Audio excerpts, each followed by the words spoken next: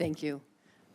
Congressman, it's nice to meet you for the first time. It's unfortunate we didn't have a chance to meet prior to today. So with your indulgence, I'm going to jump right in because I'm one of those western states, particularly in Nevada, where 85% of the land is owned by the federal government, and we deal with 8 federal agencies on a regular basis. So your role as potential Secretary of the Interior is very important to us. In Nevada. So I've heard what you had to say about the Antiquities Act, and let me get one more commitment from you. Just recently, we had 2 national monuments declared, the Basin and Range and Gold Butte. Would love for you to come out to Nevada and take a look at those monuments. There was some vocal opposition, but I will tell you a vast majority of Nevadans support these designations. So if you would make a commitment to come out, we would love to host you. I will make a commitment and I will make a commitment also to every member. If you have a monument in your state, before I make a recommendation to the president, I'm going to talk to you. I'm going to talk to the delegation. I'm going to make sure we're all working together on this. And that's what a secretary should do up front. Thank you, Congressman. I appreciate that, and I appreciate your talk and discussion on collaboration and your goal of restoring trust by working with locals and local communities in the state.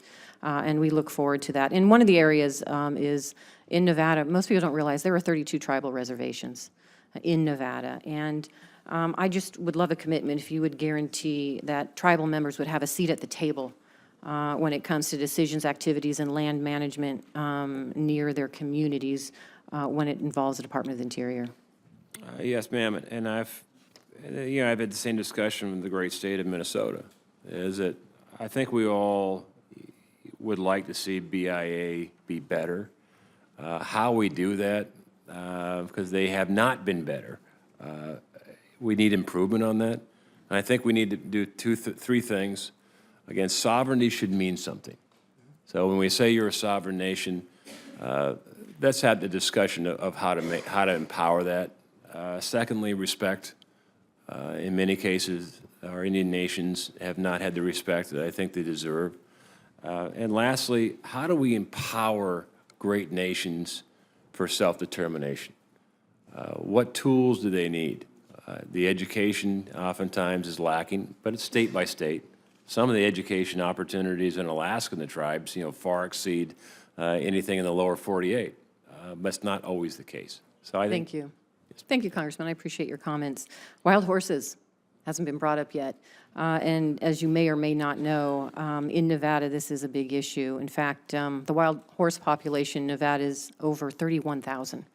I'm curious, how would the BLM, under your direction, humanely handle the wild horse and burro population crisis?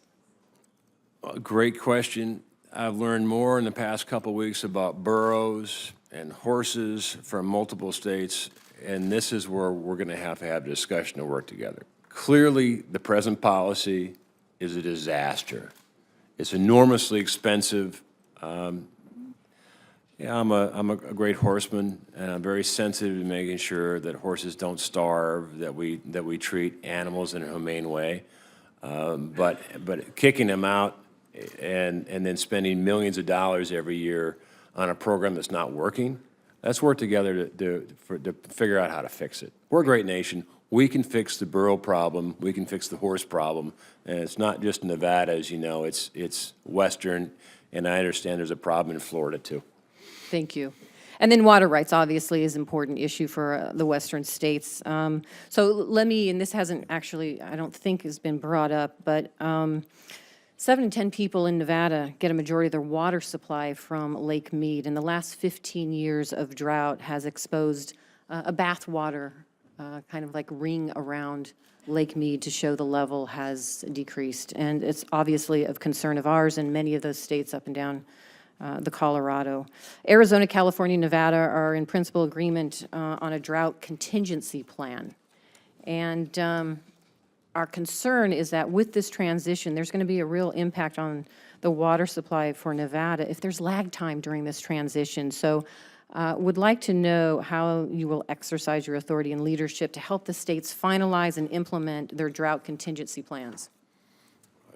And thank you for the question. as I mentioned earlier, water is critical for a number of reasons. We have to look at storage, we have to look at efficiency, we have to look at our infrastructure, all of which are behind. And then negotiate in good faith. When everyone walks in a room with an agenda and they're unwilling to budge from that, that's not good faith. So leadership is recognizing the importance of having a win-win and also recognize that we have to do better on our infrastructure. We waste an enormous amount of water in this country, just not having enough, especially in the West, not having a holding capacity. Some of our dams are lacking. There's a lot of opportunity, but we need to manage our resources, I think, better, and DOI can have a huge role in that. Great. So you're committed to working with the states on the drought Absolutely. contingency plan? Thank you.